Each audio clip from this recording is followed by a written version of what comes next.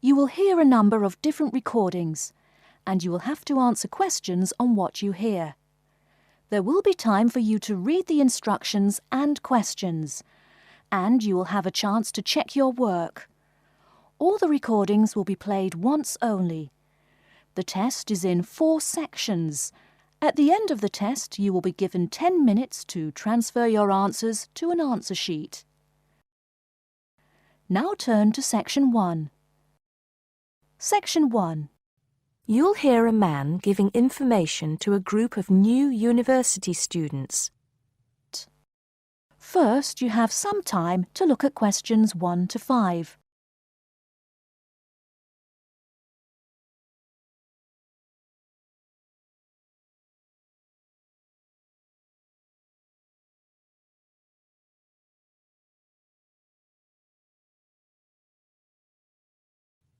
Good morning, University of Radstock students, and thank you for coming out today. As some of you may already know, my name is Scott Barnes, and I am the director of the Student Services Office here at the university. I'm here today to give you some information about what Student Services has to offer you. To begin with, let me just say that I feel that our office will play an important role in the way that all of you will experience your time here at Radstock as students. Primarily, our center is geared towards providing answers to any questions you may have. Because all of our reception staff are currently enrolled as students at Radstock, we feel that we're in an excellent position to deal with any issues you may face during your time here at the university. As I said earlier, the Student Services Office is mainly a place where you can have your queries answered. However, the office is more than that. For example, if you come and visit us, you can pick up your student discount cards. Now, with these cards, which come at no additional cost to you, you can take advantage of reductions of up to 40% on all forms of public transport in the city. In addition, the cards are honored at many shops and restaurants in the area, giving you the chance to save up to 35% off food, beverages, and other purchases.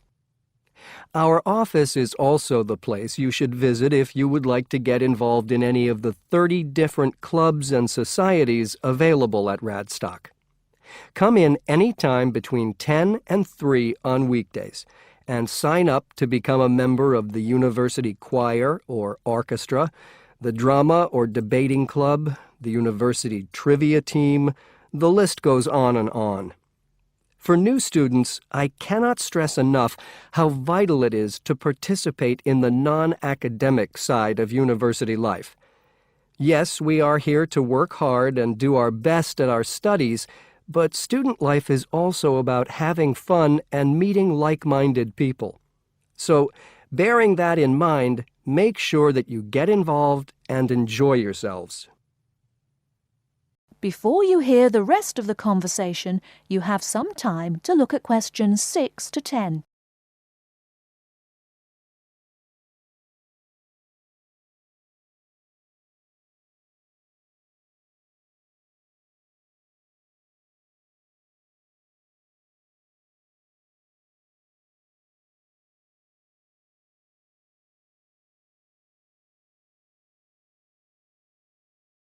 Now listen and answer questions 6 to 10. Moving along, I'd now like to talk to you about another very important service that our office provides, and that is counseling. I'm sure that you are all well aware that there are times in life when things can go wrong and times can get tough. We all have to endure difficult experiences, and these difficulties can be emotional or physical. Whatever the case may be, talking with an experienced counselor can help you through the trying times.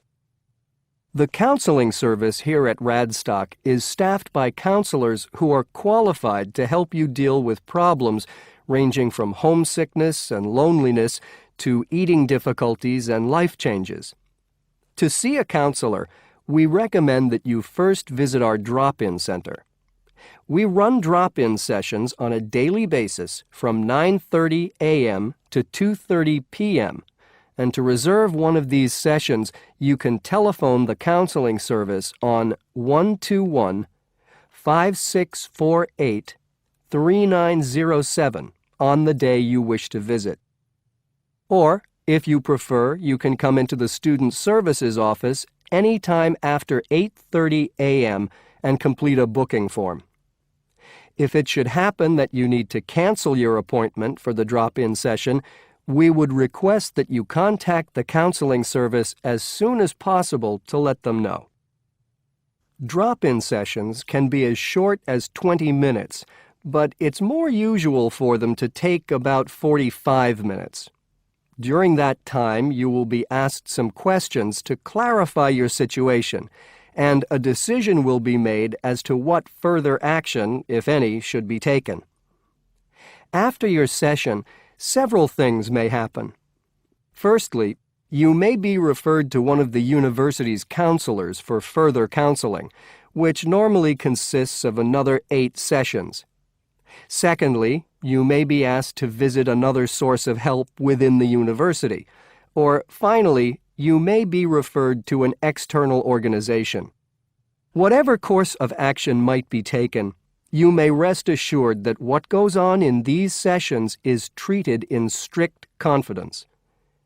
I'd also like to mention that the counseling service runs numerous workshops on the campus every year.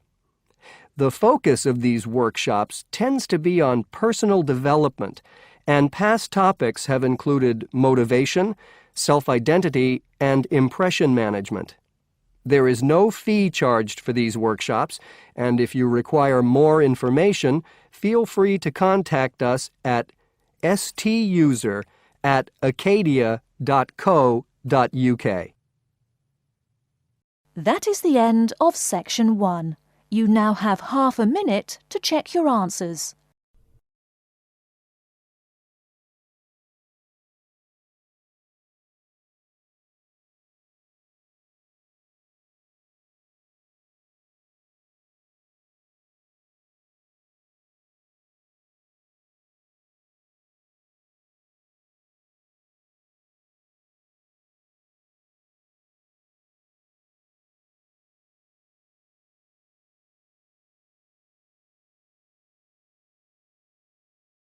Section 2. You will hear a media studies tutor giving a lecture about news sources. First, you have some time to look at questions 11 to 15.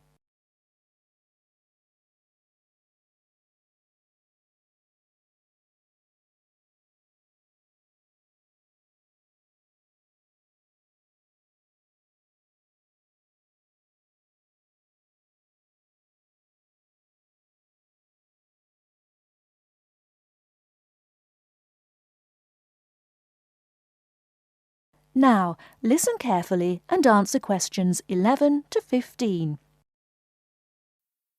Okay, now many of you will have heard about the predicted death of newspapers, as people increasingly access the TV and the Internet for their news. Today, I want to look at the USA, which has very advanced news sources, to see if this is actually true. In the USA, the main news sources without doubt are TV, the Internet, and the press. That is, traditional newspapers. And although they are each surviving and growing, they are also changing. Obviously, TV news has been around for a while, and the early evening bulletins, when people get in from work, are very popular. I suppose we traditionally think of the morning newspaper arriving on our doorstep with the daily news. Interestingly, this is not borne out by the statistics, which show that readership in the U.S. is much higher when people have time to relax, when they're not working, especially on Sundays. The Internet is also a popular weekend activity, but shows no variation with weekday access. So people are using the different sources in different ways. Interestingly, local radio has been hit less by the grip of quite strong local newspapers than by the Internet, which is seen to offer a better regional service.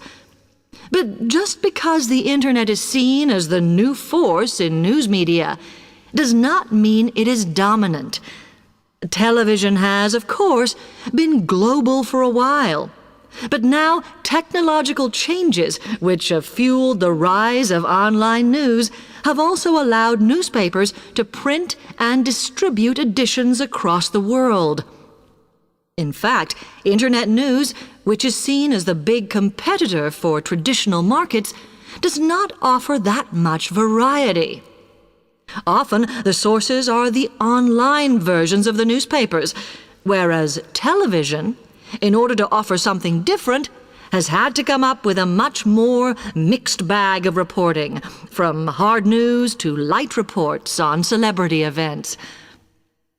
Another issue is reliability. The Internet is virtually unregulated, so anything can be reported there, whether true or not. Journalists on newspapers have fought a long, hard battle to fight intervention and to retain the freedom of the press.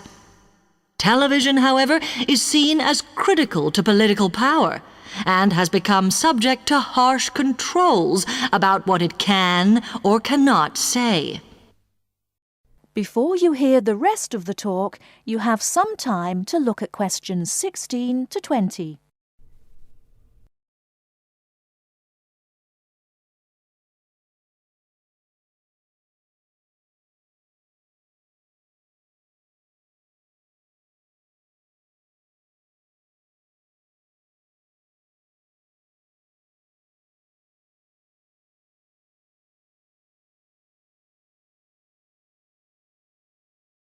Now listen and answer questions 16 to 20.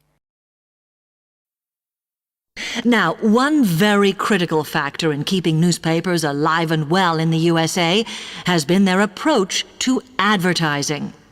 Obviously, newspapers are heavily dependent on advertising revenue, and they have become more and more imaginative in what they offer, in order to make sure that advertisers use them and not other news sources. This has meant that, contrary to popular belief, newspapers now have a significantly higher profit margin than the rest of American industry. So, how have they managed to raise advertising revenue in this way? Well, they have put a lot of effort into developing and maintaining a very strong association with the retail trade. And they've come up with a winner. A critical tool in their sales plan has been suggesting that the adverts they run can have vouchers. This has been enormously effective because they have found that not only do more people buy the paper to get the discounts, but also that this inevitably means much higher sales for the clients who advertised. As well as doing this, the newspapers have also introduced aggressive sales campaigns over the last few years. This has resulted in a significant and continuing rise in the number of advertisers prepared to pay the extra for full-page ads. So, what I would like to move on to... That is the end of section 2. You now have half a minute to check your answers.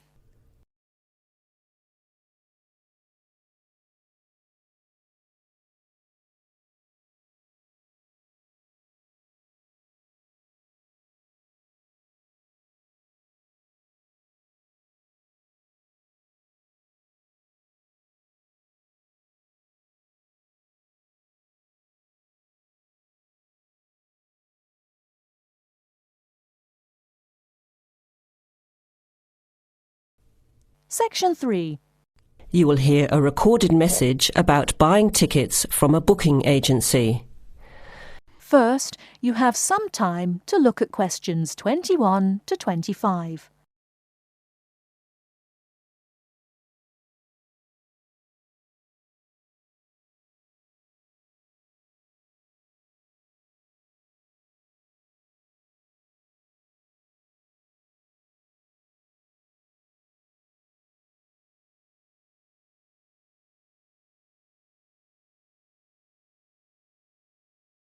Now listen carefully and answer questions 21 to 25. Thank you for calling ATS Advanced Ticketing System, the call system for all your entertainment needs. Our automated telephone service is designed to answer your questions quickly and easily. The ATS office in the Regency Theatre is open Monday to Thursdays from 10 a.m. till 5 p.m. and on Friday and Saturday till 8 p.m. For online bookings and detailed program listings, check our website at www.atstix.com. That's spelled ATSTIX.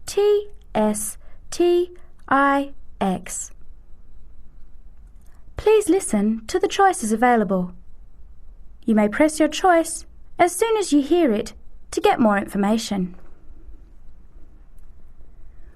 For sporting events, including the Western International Tennis Classic, press 1.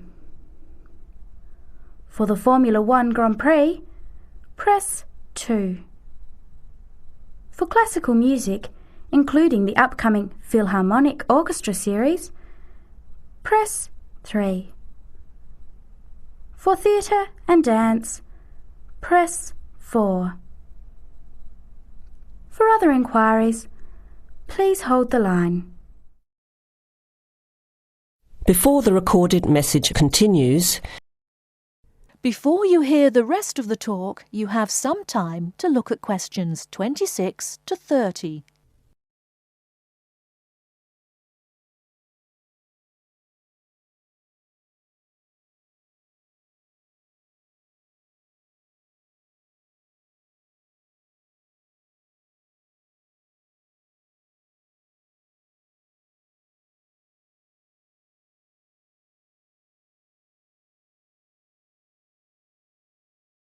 Now listen and answer questions 26 to 30. Ticket prices for the Formula 1 Grand Prix on the 10th until the 14th of March are as follows. General admission. Thursday, $27. Concession, $10. Friday, $37. Concession, $15. Saturday, $55. Concession, $35. Sunday, $70. Concession, $65. Concession rates apply to children under 14 and to students, seniors and pensioners on presentation of a valid card. Grandstand seating. 4-day tickets covering the 6 main grandstands cost $299. However, pit straight tickets are $350 and seats at the chicane cost $450 each. Children under 3 are admitted free to the general admissions area and children under 14 are eligible for concession prices. Gates open at 8 a.m. Thursday and Friday and 7:30 Saturday and Sunday. Events begin at 9 o'clock. Alcohol, ice boxes, cans, bottles and animals are not allowed on site. There are no refunds or exchanges. On each ticket, a $2.50 booking fee applies. To make a booking, you must have a valid credit card. To listen again, press 1. To make a booking or to talk to a ticket agent, press 2. Your call is in our queue. You can expect to wait about 3 minutes. That is the end of section 3. You now have half a minute to check your answers.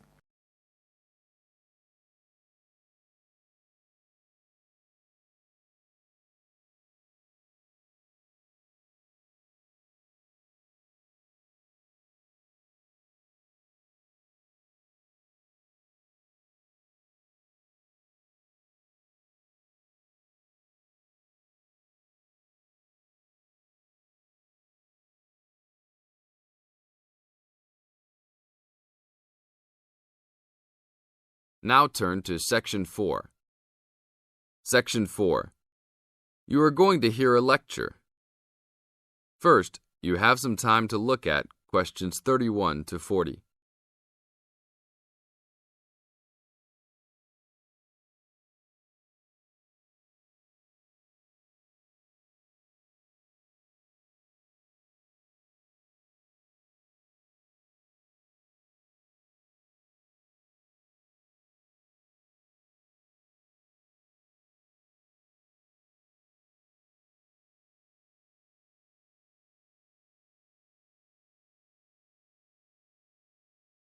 Now listen to the tape and answer questions 31 to 40. I'd like to introduce Rebecca Bramwell, an artist and illustrator who has come along today to talk to you all about getting your first job or commission as an artist. Over to you, Rebecca. Thank you for inviting me. I remember when I graduated back in 1983, I was very excited about getting my first commission. My degree was in fine art, and I'd worked long and hard to get it. I was an enthusiastic student and I never found it difficult to find the incentive to paint. I think as a student you're pushed along by fellow students and tutors and the driving force is there. However, when you leave college you find yourself saying things like, "I'll have one more cup of coffee and then I'll sit down to work." I hate to admit it, but I say it myself. Suddenly, it isn't finding the inspiration or getting the right paper that's a problem. It's you. In my view, there are a number of reasons why this happens. It's a real challenge making a decent living as a new artist. You have to find a market for your work. Often you work freelance and need to take samples or portfolios of your work from place to place. These experiences are common to a lot of professional people. But artists also have to bare their souls to the world in a way. More than anything, they want praise. If people don't like what they create, then it can be a very emotional and upsetting experience hearing them say this. I began to realize that these problems were preventing me from having a career in art, and so I decided to experiment. I was a painter, but I started to dabble in illustration, drawing pictures for books, cards, and this offered me the opportunity to become more emotionally detached from my work. I was no longer producing images from the heart, but developing images for a specified subject, taking a more practical approach. I began to develop a collection of my illustrations which I put into a portfolio and started to carry around with me to show prospective clients and employers. But it was still tricky because publishers, for example, want to know that your drawings will reproduce well in a book. But without having had any work published, it's hard to prove this. Having a wonderful portfolio or collection of original artwork is, of course, a first step. But what most potential clients would like to see is printed artwork, and without this evidence, they tend to hold back still when it comes to offering a contract.